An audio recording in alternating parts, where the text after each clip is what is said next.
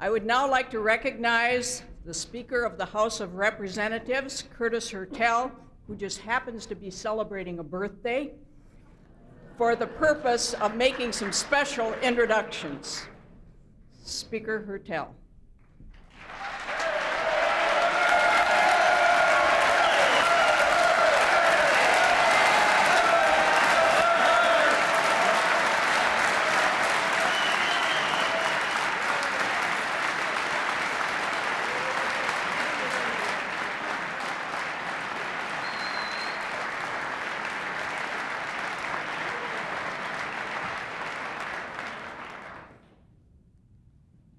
Thank you, Madam Chair, members of the Joint Convention, honored guests. Mr. President, it is my honor as Speaker of the House to welcome you to the People's House here in the state of Michigan.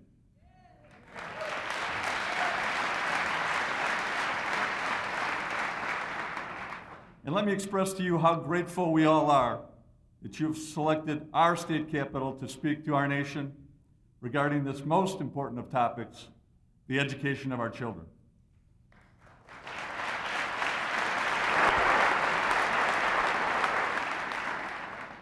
As most of you know by now, the last president to address this assembled body from this podium was President Theodore Roosevelt some 70 years ago. It is fitting, Mr. President, that you grant us this honor today because of the many similarities between you and President Roosevelt. Like you, Mr. President, President Roosevelt led the fight in our nation to preserve and protect our environment. And like you, Mr. President, President Roosevelt fought to strengthen the economic condition of working families in America.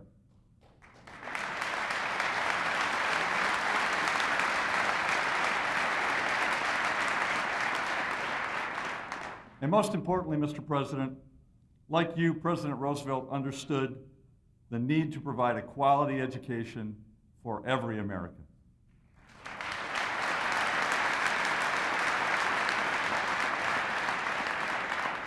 And Mr. President, just as Teddy Roosevelt led his Rough Riders up San Juan Hill,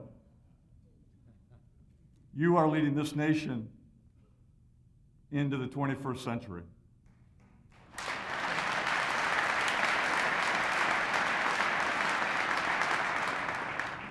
Mr. President, we here in Michigan are ready to follow.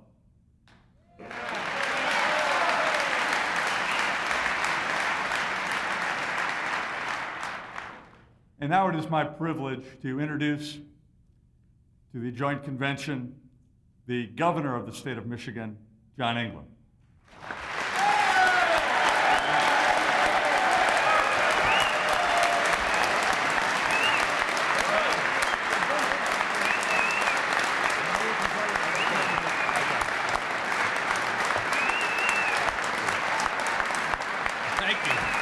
Thank you.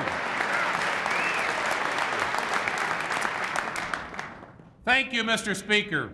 Mr. President, welcome to Michigan.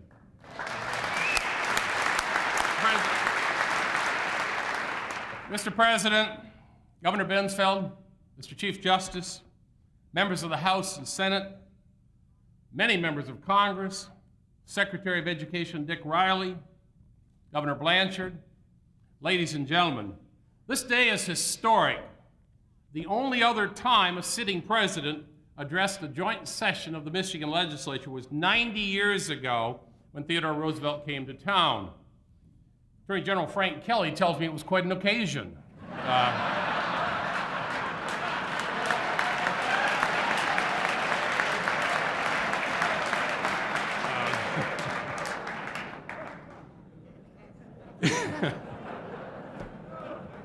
General Kelly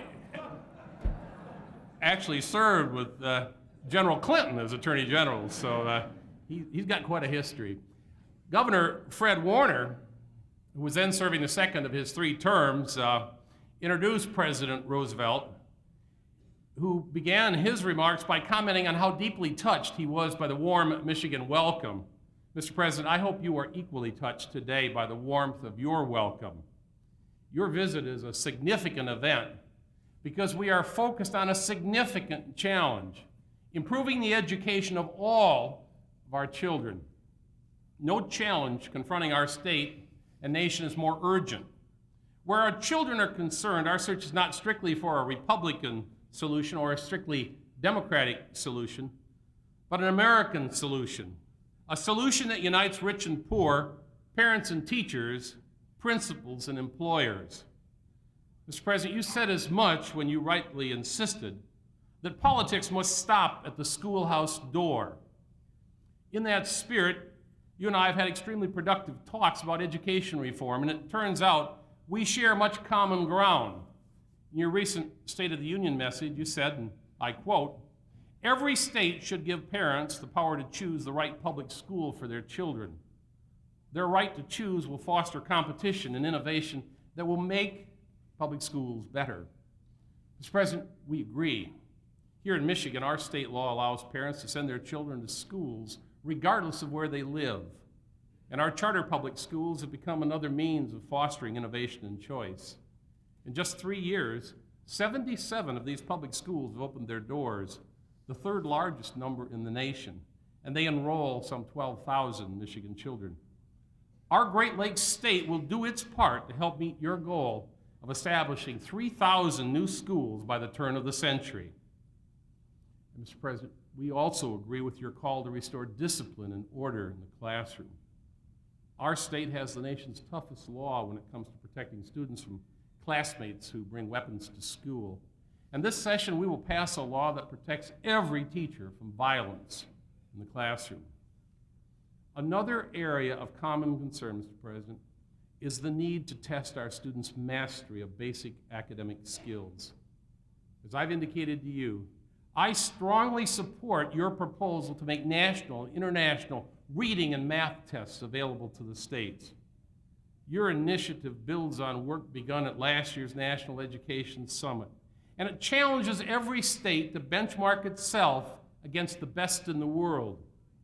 This morning, I am pleased to announce that Michigan accepts your challenge.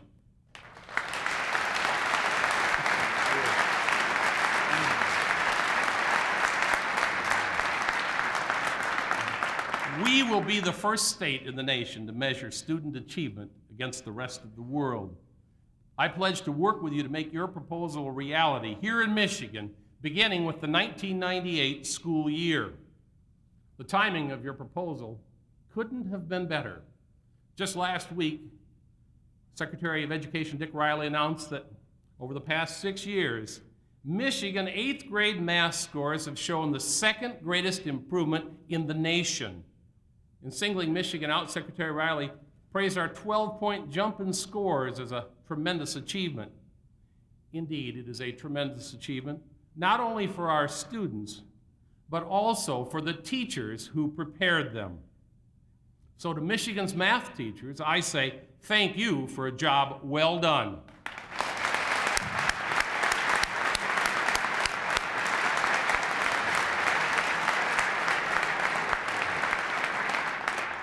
Now, Mr. President, another bit of good news.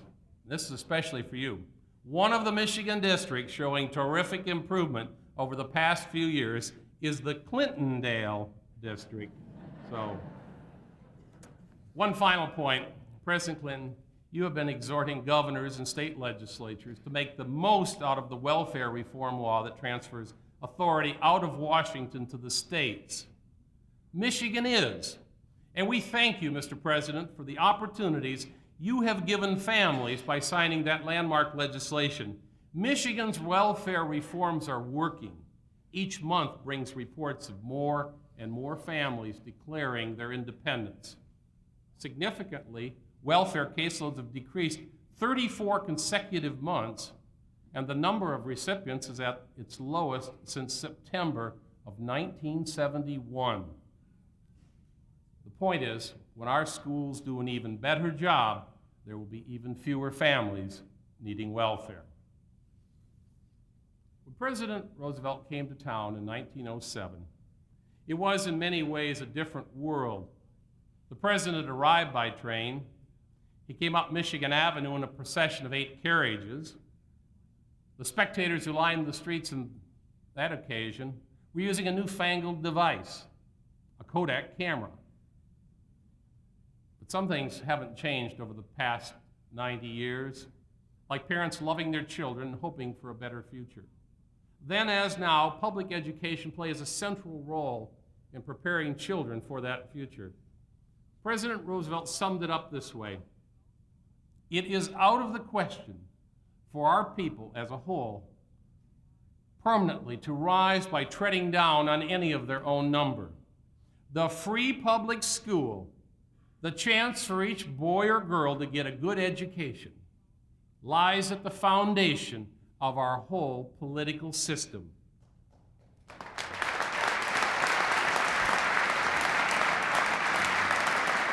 Mr. President, we thank you and we welcome you for coming to Michigan. We are delighted with this visit.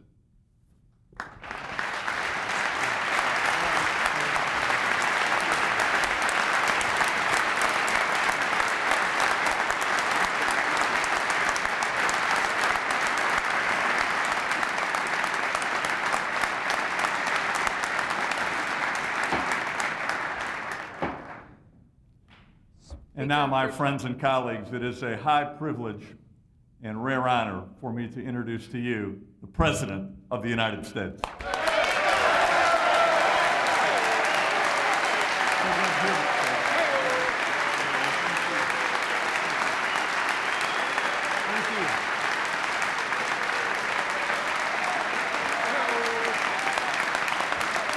you. Thank you.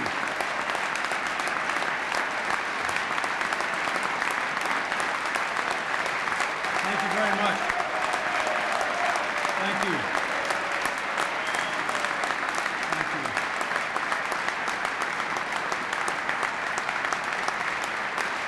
Thank you. Thank you very much. Thank you. Thank you very much.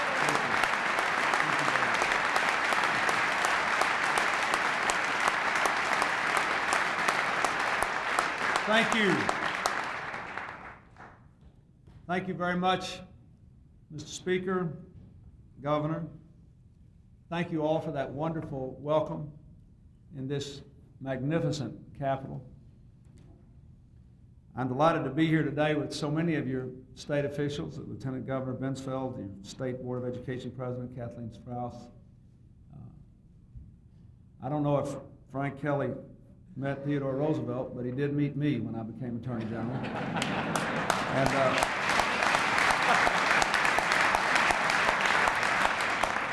some days I feel about that old. I want to thank the Mayor of Lansing, Mayor Hollister, for meeting me at the airport, and all the other state officials and dignitaries who are here. Representative Sycamore, thank you, sir, and Senator Cherry and Senator Posthumus.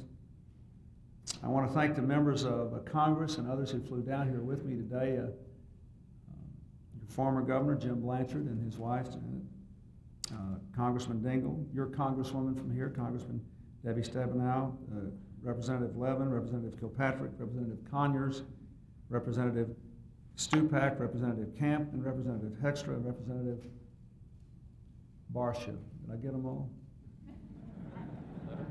Yeah, 9. We only had 9 here. I can only muster 9, but that's a quorum, even in the state legislature of the Michigan delegation. And I thank them for coming down. I thank you, Wendell Anthony, for your invocation, and thank you for making me feel so welcome. When I came in, Speaker and I were looking up at this magnificent ceiling, and I noticed that the seal of the state of Michigan was right next to the seal of my home state of Arkansas. And maybe one reason for that is that the Congress approved us coming into the Union at the same time. I was reading also the account of Theodore Roosevelt coming here 90 years ago. I know you have partisan differences today. You might be interested to know that 90 years ago there were 32 Republicans and no Democrats in the Senate.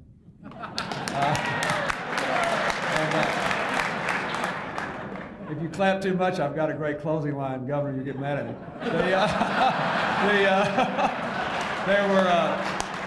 There were 95 Republicans and 5 Democrats in the House, and it was the aftermath of the Civil War. I say this because our two states have been entwined in an interesting way over the course of time.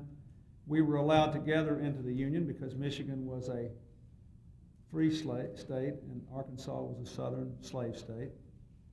And Michigan became the party, adhering to the party of Abraham Lincoln, of freedom, and the party of Theodore Roosevelt, which the governor explained. And most of us Democrats are pretty proud of those folks too. They represented the best in America.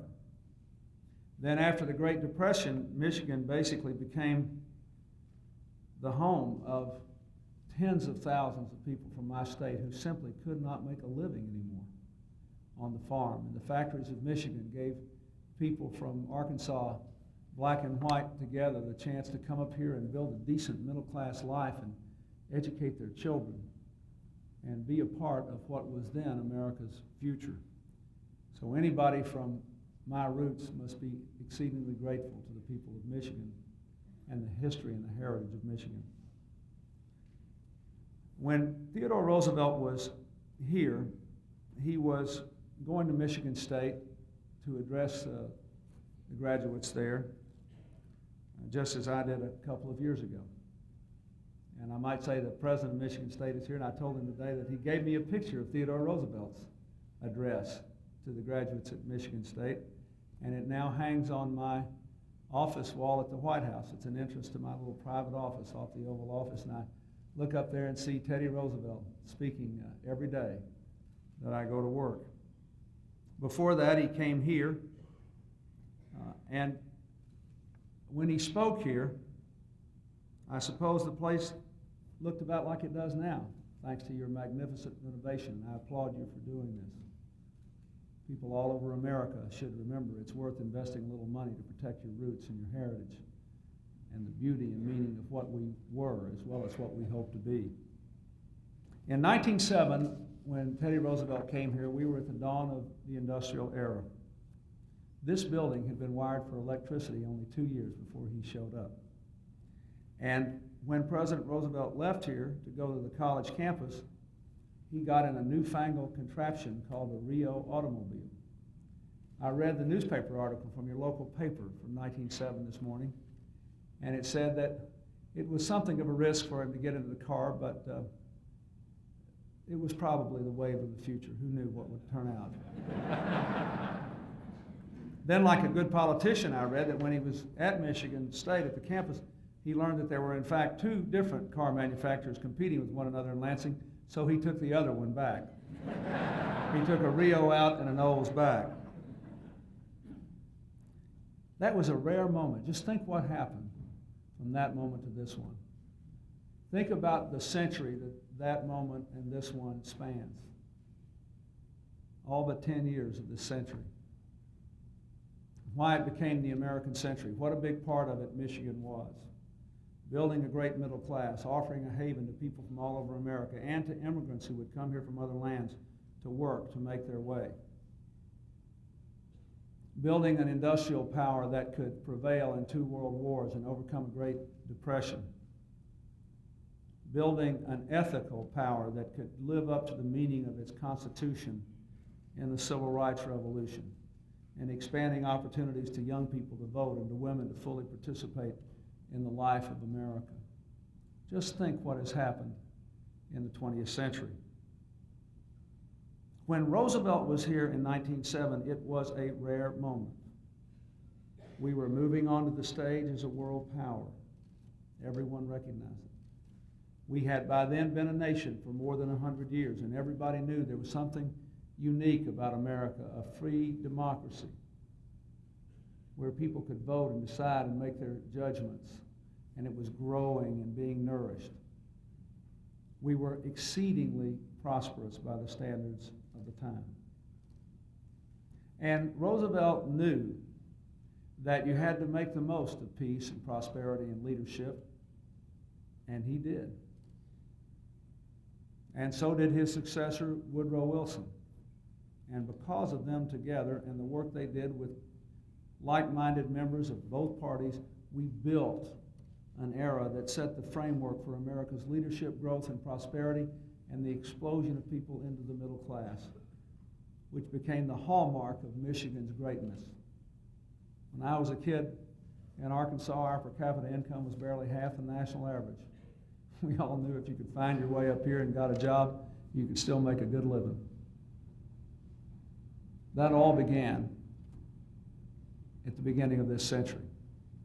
It is a very rare thing for a country to have peace and prosperity and the possibility of shaping its own future. Abraham Lincoln said in the Civil War, my policy is to have no policy. I'm controlled by events. If I said that, I would be ridiculed, rightly so. But he was controlled by events. He did have a policy. It was to keep the Union together and then to liberate us from the scourge of slavery. But he was controlled by events. When the Depression came on and President Roosevelt called for an era of bold experimentation, he was controlled by events to some extent. He couldn't say the major issue in America is, the climate or even education or anything else. He was controlled by events. And the war did that. And to some extent, the Cold War did that for us. When Sputnik went up and we got into the space race and wound up winning it, we were almost forced into it. Now we have peace and prosperity on the edge of an era of unimaginable possibility. We just finished 4 years where our country, for the first time during one administration, has produced 11.5 million jobs. Michigan, the unemployment rate has dropped, and the governor said your welfare rolls are down 30%. You see this kind of progress, this energy, this movement, this possibility in America. Dramatic new advances in science and technology occurring. This is a rare time. What happens to people usually when they're prosperous and unthreatened? Well, they usually get complacent. And then they normally find some reason to fall out with one another, usually over something incredibly petty. Just in the nature of human events. And I come here to say to you today, we here in America, and you here especially in Michigan, who have done so much for so long, we cannot afford to do that. We owe something better to our children. We have been given this unique opportunity, the same sort of opportunity we had when your predecessors were listening to Theodore Roosevelt here 90 years ago, except one on an even grander scale. And we have to make the most of it. We have to build America in the new century. And we also have to know that we have to do it as one America. I'm gratified that Governor Engler said what he did about the education program today. I am gratified that this bipartisan state legislature has given me such a warm welcome. For we have to forge a new partnership for a new time. While the era of big government is truly over, the federal government now has 285,000 fewer people working for it than it did on the day I took the oath of office. The era of big challenges for our nation is not over. And now, we know that national leadership can and must point the way, but the real responsibility is one we all share. Especially, there are two areas I want to discuss today: educational excellence, high standards for all students, and welfare reform, breaking the cycle of dependency for everyone capable of independence in America. For these issues are at the core of what it means to prepare America for the 21st century, giving all Americans not only the opportunity, but the tools they need to make the most of their own lives in this new global knowledge economy. The governor referred to this in his remarks. When I gave the State of the Union address, I said that during the Cold War, because our national security was threatened by communism, politics stopped at the water's edge. Today, our national security depends upon our ability to develop the capacities of all of our people. So politics should stop at the schoolhouse door. Between 1992 and 2000, think of this, 89% of the new jobs created in this economy will require more than high school levels of literacy and math skills. But only half the people entering the workforce are prepared for these high-paying jobs, even though about 80% of them are high school graduates. Our schools are still turning out millions of young people who simply are not equipped for the new world of work. That is why our number one priority must be to make our system of public education the best in the world. And you must be.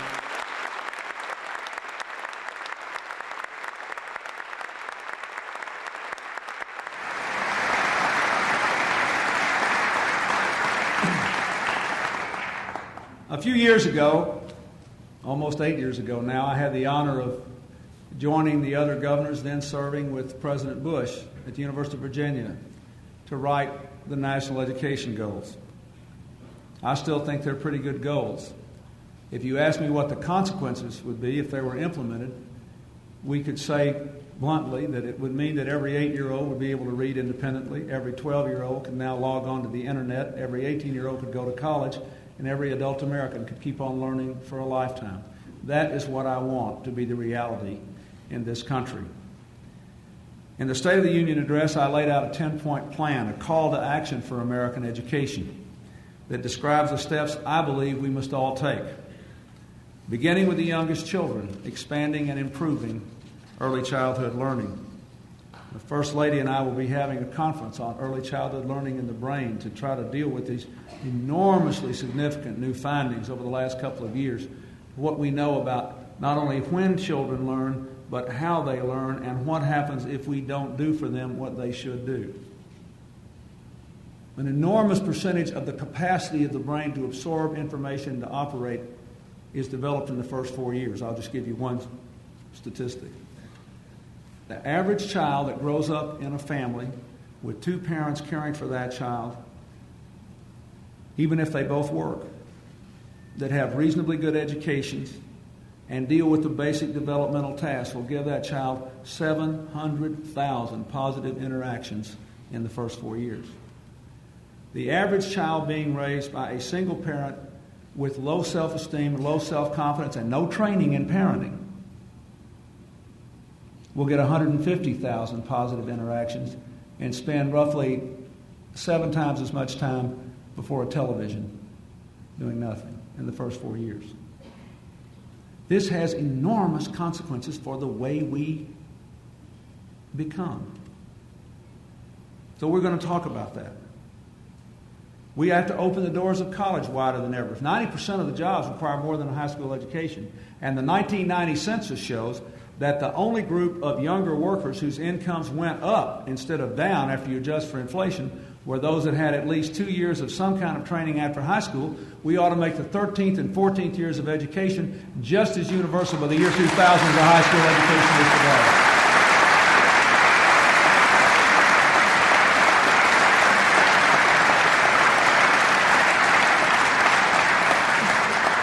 I know that for years Michigan has been in the forefront of that, helping people to save for college. I have a proposal to provide tax credits for the cost of a typical community college for 2 years and tax deductions up to $10,000 a year for the tuition cost in any post-high school education, and an expanded IRA that can be used for the same purpose. We have to do this. We also have to give more of our workers the ability to keep on learning for a lifetime. For 4 years, through a Democratic Congress and a Republican Congress, I have been given equal opportunity to fail to pass the GI Bill for American workers. But it seems to me to be a simple idea. I just want to take the 70-odd programs that are developed with the best of intentions over the years, for this training program, that training program, the other one, put them in a big fund, and when a worker becomes eligible for help through unemployment or underemployment, send them a skills grant and let them take it to the local community college or the nearest education institution. They can find out for themselves what they need to do to improve their education. We don't need all that stuff in the middle of them, between them and the money. Send them the money, let them get the education. I hope you will help me pass that in the Congress. I think it is a good plan.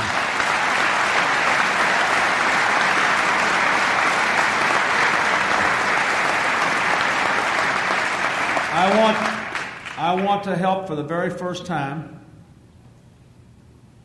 through an innovative program to use federal funds to lower the interest rates on local bond issues to help schools with enormous building problems to repair their broken infrastructure or build new facilities when they are doing their part. This is a very important thing. We have the largest number of school children, as Secretary Riley never lets me forget, we have the largest number of school children in history in our schools this year, the first time we've ever had a bigger group than the baby boom generation.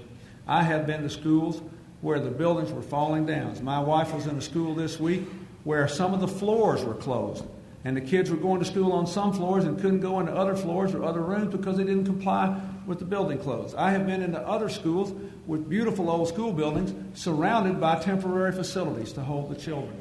So I think it's an appropriate thing for us to do, not to try to take over this function and not to try to substitute for people assuming responsibility, but when there's a terrible problem and people are doing their own work, if we can, by a prudent and limited investment, lower the cost of that so that more people can afford to do more construction and repair, I think we should.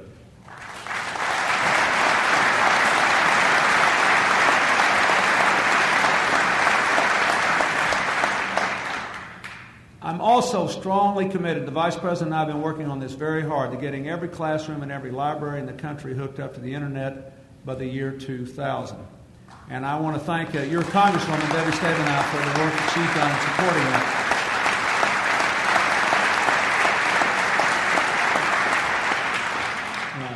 Secretary Riley has awarded Michigan a grant of $8.6 million for the Technology Literacy Challenge to help your classrooms move into the 21st century, and I ask all of you to support that. There is enormous willingness in the private sector to help us get this done. And it can revolutionize. Just think of it. If we can hook up every classroom and every library to the Internet by the year 2000, for the first time in the history of the country, ever, children in the poorest districts, the richest districts, the middle-class districts, all of them will have access to the same learning in the same way in the same time. And those of you who have children or know children who are already proficient in using the Internet, it's a stunning thing. The other day, my daughter picked a topic to do a research paper on, and she said, "Dad, can you get me a couple of books on this out of the library?" I came home with 4 books, and she had 8 citations she'd gotten off the Internet, 8 articles and things. So my labors were 1/3 of her investment, her research project. This is an incredible thing. If we make this available to all children, it will change in a breathtaking way what people can become, what our children can imagine themselves becoming. And I ask you to help us do that. I thank you, Governor, for what you said about our support for greater discipline and safety and character education in the schools. I have proposed funding 1,000 new community school programs across the country to help our schools stay open after school on the weekends and the summertime, to try to give those children who need some positive place to go, some support, some help to stay out of trouble, a place to do that. I have studied very carefully this problem of rising juvenile crime when overall crime has been going down dramatically in America. And the communities that are reversing that trend, that have juvenile crime going down, are the places that make sure that all those kids have something positive to say yes to, even as they're being told to say no to the wrong thing. So I want the schools to be able to do that in every community where it's needed in the United States.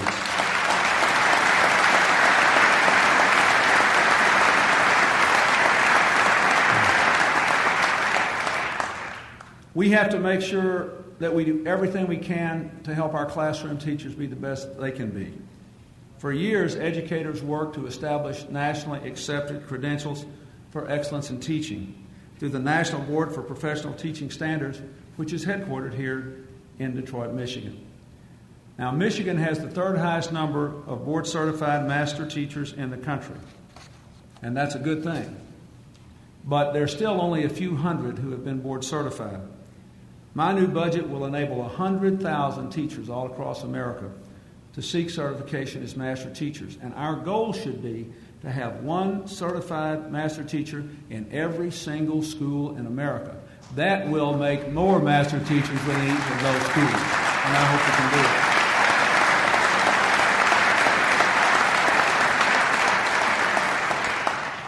As has already been said today, I do believe that we need a strong system of public education that gives parents and communities more freedom and flexibility. I think we should work together to give parents more choices for what public schools their children attend all across America. I think we should help teachers, parents, museums, and others to create new public charter schools. I have proposed to double the budget of the program so that we can increase by tenfold the number of charter schools we have by the year 2000. To create...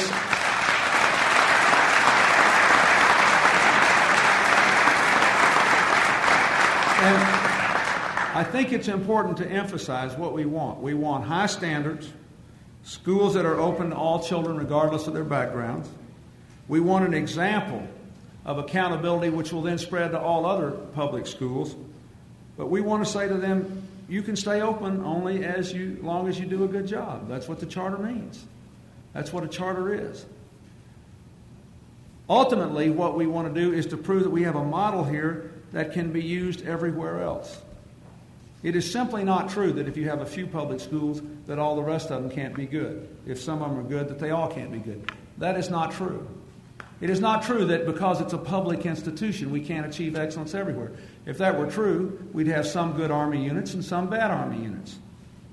And we'd be afraid to go to war. And you wouldn't sleep well at night. Isn't that right? That's right. That's right. So you do not have to accept the feeling that you know this wonderful principle, and if only everybody else could be that way. That is simply not true. Leadership can be taught, leadership can be trained, and 90% of the children in this country, plus 99% of them, can learn what they need to know to succeed and triumph in the modern world. They can do it, and we have to do it.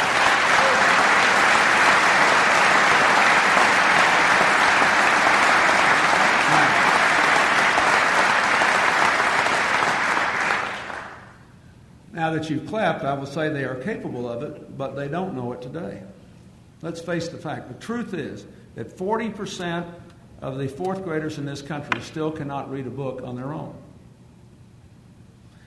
In Germany or Singapore, students learn 15 to 20 math subjects in depth every year.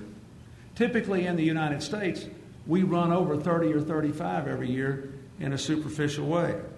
Then when we have these comparative tests, they normally win, especially since they stay in school longer than we do day in and day out, year in and year out. But without these skills, children will not be able to develop the capacity to think and to reason and to analyze complex problems. All these skills will be essential to succeeding in the world of the 21st century in jobs that have not been invented or even imagined yet. Now, what do we have to have?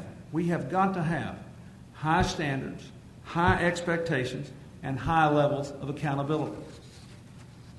That is why I have challenged our nation to meet these national standards in the basics, not federal government standards, but national standards representing what every child, wherever he or she lives, however poor, rich, or middle class he or she is, must know to do well in the world of the 21st century. And I think we should begin by having every state test every fourth grader in reading and every eighth grader in math by 1999 to make sure these basic standards are met. We already have widely accepted rigorous standards in both reading and math, and widely used tests that are based on these standards. They're just not given to everyone or designed to be given to everyone. Michigan and more than 40 other states have participated in a test called the National Assessment of Education Progress. The Education Committee members in the audience call it the NAEP test. It measures a state's overall performance against a high national standard of excellence. Just last week, we released the annual assessment of math performance, and it shows across the country that our 4th, 8th, and 12th graders are doing better. And as the governor said, Michigan scores is among the most improved in the nation. Tens of thousands of students across the country have also taken the 3rd International Math and Science Survey, a test that reflects world-class standards our children must meet in math and science. The headquarters for that test is just down the road at Michigan State. And I want to thank Dr. William Smith at Michigan State for his leadership of this important study. I think he's here with us today. Where are you, Dr. Schmidt?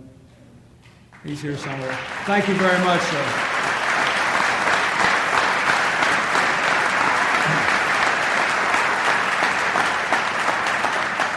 If you saw the State of the Union address, you know there are a group of children in northern Illinois that took this test in 20 school districts north of Chicago, and they finished tied for first in science and tied for second in math, I think.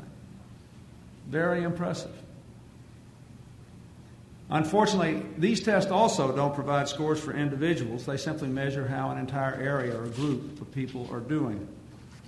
What we need are exams that will literally measure the performance of each and every student in each and every school. That way, parents and teachers will know how every child is doing compared to other students in other schools, other states, and other countries. And most important of all, they will know how the child is doing compared to what you need to know to go forward. And I want to make it clear what the difference is. It doesn't matter if your child makes the highest grade in the class if nobody gets over the standards bar. Conversely, in this test, it doesn't matter if your child makes the lowest grade in the class if everybody gets over the standards bar. That's the difference. We have a lot of these standardized tests. We need tests that test to the standards, that say whether you have crossed the threshold of what you must know to do well in the world of tomorrow. That's why I'm presenting a plan to help the states meet and measure these standards. Over the next 2 years, the Department of Education will support the development of new tests for the 4th grade reading and the 8th grade math to show how every student measures up to high and widely accepted standards. They'll be developed by independent experts in consultation with leading math and reading teachers. The federal government will not require them, but these tests will be made available to every state that chooses to administer them.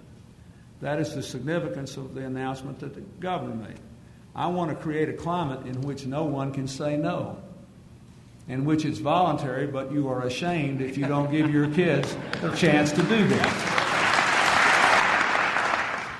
Together, we are saying this. This is not a partisan issue. There is no Democratic or Republican way to teach. There is no Maryland or Michigan way to learn. Reading is reading, math is math. No school board or state legislature can rewrite the rules of algebra in Alaska to make them different than they are in Arkansas. It cannot be done. Every state must put politics aside, work in a bipartisan fashion, and test our children in the same rigorous way. Politics should stop at the schoolhouse door. This will not be easy. Some of our children won't do very well at first. We don't need to make them feel like failures. We need to make them understand we're doing this so we can know how to measure their success.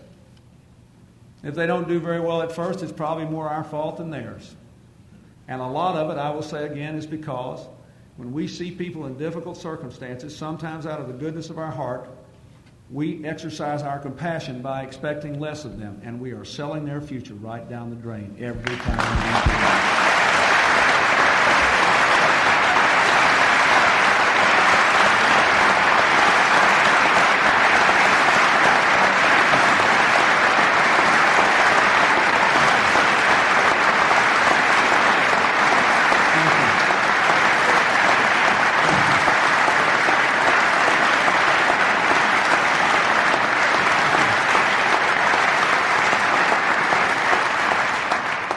I can tell you over the last several years, I was a governor a long time.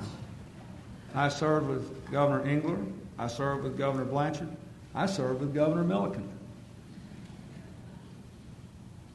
I have been all over this country to schools.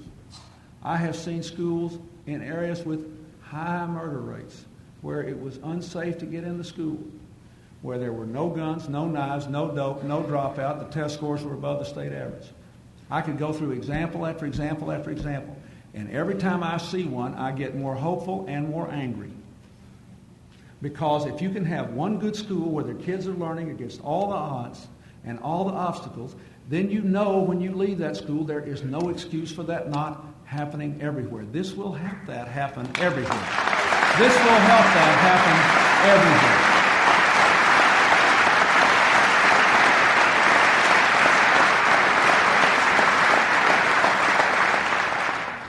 Let me make a comment now about one other part of this education program that I think is very important, and that's our America Reads program. We announced it here in Michigan last August in Wyandotte when I was there on my train trip.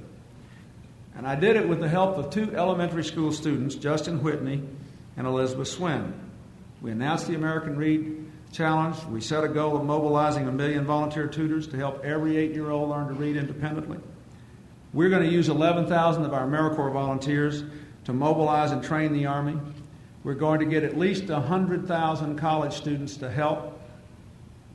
And I might say in the last budget we added 200,000 more work-study slots, and there's another 100,000 in this budget, so we'll go to 1 million kids on work-study, and I want 100,000 of that extra 300,000 to help teach our children to read. And I'm pleased that 16 Michigan college presidents have already pledged to provide their fair share of those students. Now, thank you.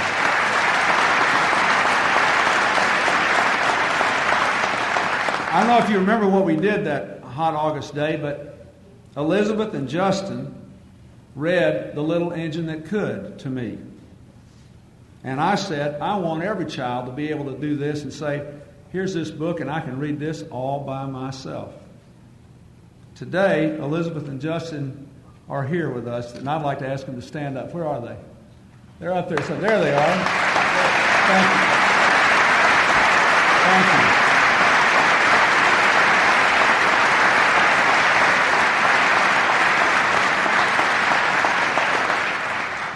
I will do what I can to help your young people be ready to be tested. I'm asking the Department of Education and the National Science Foundation to identify and coordinate resources throughout the federal government and through the nonprofit sector that can be used to help students to meet the math standards. I want to help young people learn more science as well, and to make the government a resource. The federal government has some of the world's most esteemed laboratories and research institutions.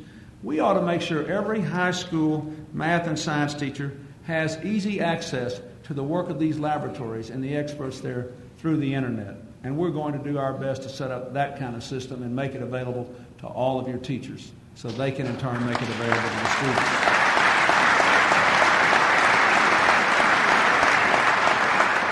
We can do this. We can do this. We can also meet the challenge of welfare reform, and I can't leave here without talking to you about it for a couple of minutes because I want to make it clear where we are now. And this is something else we've got to do together. In the last 4 years, the welfare rolls went down by 2.5 million people, the largest drop in the history of the country. Now, how did that happen? And Michigan had a reduction of 30%. Above the national average. How did that happen? We know that about half the drop was the result of the economy producing 11.5 million jobs. We know about 30% to a third of it was a result of the fact that 43 of our states had vigorous welfare reform experiments, and the ones that were statewide, like yours, had better results. We know there was some result from the fact that we increased child support collections, working together to get really tough within the states and across state lines. Child support collections went up by 50% in the last 4 years. And we know that helps some people to get off welfare. Now we have a new law. And the new law says there should be time limits for how long a person can be on welfare. There should be time limits for how long a person could be on welfare consecutively of 2 years before getting a job. There are tough work requirements. We leave the medical aid and food aid to poor children and their families in place. We increase the aid going in child care at the federal level. And then we give the states the flexibility to decide how to design the program to move people from welfare to work and support them at an appropriate level in the meantime. Now that's what it does. I signed the bill and I thought it was the right thing to do. But I also want you to know that we have to do now something else. We have to make it work. That law was not the end of welfare reform. It was the beginning. It gave this problem to you. And you remember what that old country musician, Chet Atkins, said, you got to be careful what you ask for in this whole life. You might get it. And so now you have it. Now, we have been telling poor people they have to be more responsible. If you can work, you have to work. You've got to succeed at home as parents and in the workforce. Now, we have a responsibility. You're telling people they've got to go to work. We've got to make sure there's a job there for them if they go to work. Now,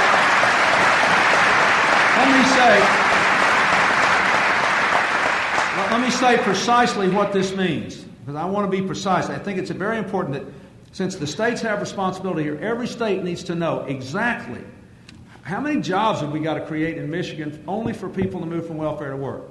How many jobs in Arkansas? How many jobs in Arizona? How many jobs? And how many jobs would that mean we'd have to do by county? And how are we going to do this?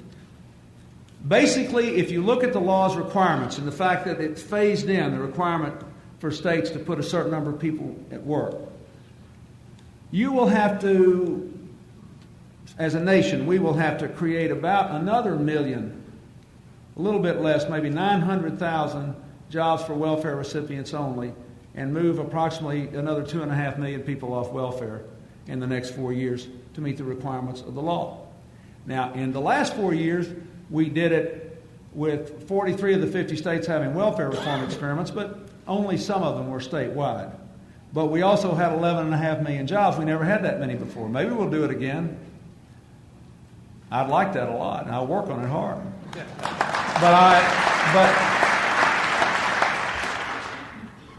But no one can predict with any certainty what will happen. So you must imagine, how will we make it more attractive? And we don't have the money to have big public service employment. I do have some money in my budget to give to the urban areas especially and the isolated rural areas with high impact unemployment to help them do work that needs to be done anyway in their cities. But that will get the job done. Most of this will have to be done by private employers. Our plan will give tax credits of up to 50% of the salary, up to $10,000 a year, for people that hire people right off the welfare roll and do not replace someone else. They hire them for a real new job. It will give other incentives for businesses to hire people off welfare and incentives for job placement firms and for states to create more jobs for welfare recipients. You'll get more money if you create more jobs for them. And if your past is any indication, you'll be one of those that will be claiming the incentives. And that's a good thing. And it does provide more money for training and for child care. And in our budget for the new transportation bill, more money for transportation, because that's a big issue in a lot of places for moving people from welfare to work. But you are going to have to get help. And the private employer community and the community nonprofit community and the religious community, they're all going to have to help. You also have the option to do something else. You can, totally at your own discretion, let people take some or all of the welfare check and you can give it to the employer as an employment and training subsidy. And some states are going to have to do that because their training dollars are inadequate, so they're going to have to depend on on-the-job training. Missouri is doing this now in the Kansas City area. Florida has adopted a version of it. A number of other states have. I urge you to look at that. I think it's a legitimate thing to give a private employer for a limited period of time a subsidy for training and for hiring people who are otherwise very hard to hire. That's another point I want to make. Keep in mind, about half the welfare caseload gets off on their own. It's the other half that we have to liberate from permanent dependency, and it's harder for them to get into the workforce and harder for them to stay and harder for them to learn the basic things. And so we're going to have to go out to our employers and say, hey, we want to help you. Or in the case of the churches and the nonprofits, the tax credit's not worth anything to them because they don't pay taxes anyway. But the wage subsidy would be worth something to them to get them to enlist. So, I have really collected that. How many employers are there in America with more than 100 employees? How many nonprofits are there? How many religious institutions are there with more than 100 members in the congregation or more than 200 members? Every state needs this information. Every community needs this information, and those folks need to be hit up to do their part, especially if you ever heard anybody in your local neighborhood cussing the welfare system who works people. Go back and say, okay, we got rid of it. Now what are you going to do? What are you going to do? We need your help.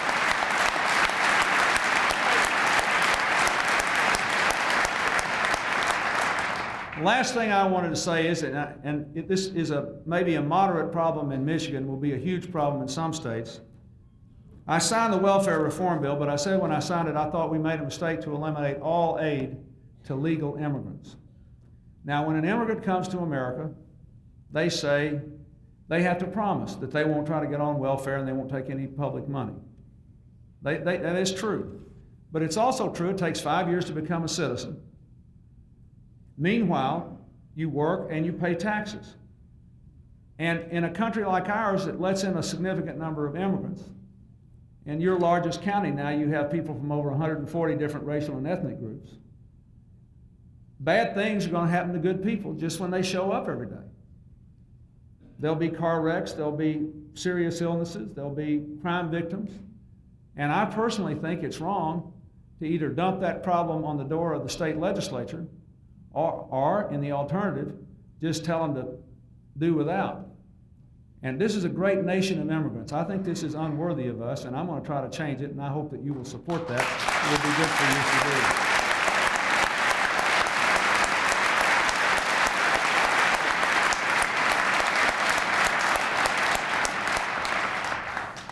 Thank you for making me feel so welcome today. Let me say again, you ought to go back and get the local paper and read the article about Teddy Roosevelt. You ought to think about what happened in the intervening 90 years. You ought to realize that we have an even greater opportunity now, and with it a greater responsibility to forge a new partnership to deal with the new possibilities of this bright new era. And if we seize this responsibility of ours, there is no telling what can happen, good and wonderful and positive for America. So it is our duty, but it is our good fortune. You ought to go home tonight and thank God that you got a chance to serve the public at this moment in time. It is a rare time. And you ought to wake up tomorrow determined to do it with greater energy and enthusiasm and dedication than ever before. Thank you, and God bless you.